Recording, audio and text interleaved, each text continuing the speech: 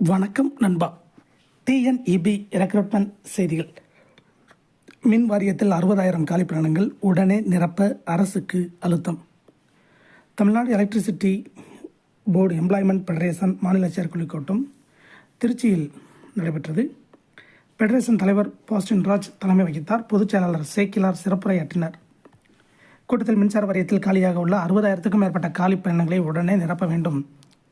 பொதுமக்களுக்கும் மின்வாரிய பணியாளர்களுக்கும் பாதிப்பை ஏற்படுத்தக்கூடிய மின் கட்டண உயர்வை அதிகப்படுத்தக்கூடிய மத்திய அரசால் அழுத்தம் கொடுக்கும் ஸ்மார்ட் மீட்டர் திட்டத்தை மத்திய மாநில அரசுகள் கைவிட வேண்டும். பொதுத்துறைகளை தனியாருக்கு தாரை வளர்ப்பதை கைவிட வேண்டும் என்பது உள்ளிட்ட கோரிக்கைகளை வலியுறுத்தி மே 20 நடைபெறவுள்ள வேலை நிறுத்தத்தை வெற்றி பெறச் செய்வது.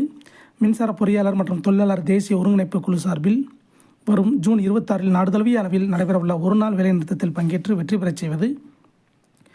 கேங்மேன் தொழிலாளர்களை கள உதவியாளர்களாக பதவி உயர்வு செய்து சொந்த மாவட்டத்திற்கு விருப்ப மாறுதல் வழங்க வேண்டும் என்பது உள்ளிட்ட தீர்மானங்கள் நிறைவேற்றப்பட்டன.